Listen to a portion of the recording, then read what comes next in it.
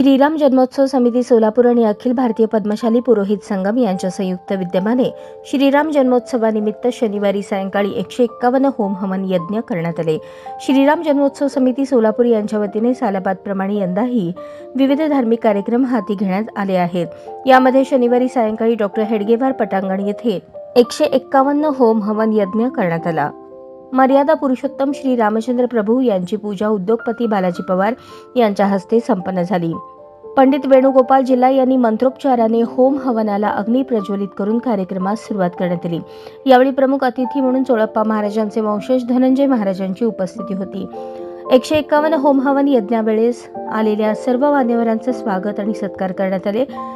तसेच श्रीरामचंद्र आणि सीतामाता यांची भव्य मिरवणूक काढण्यात आली।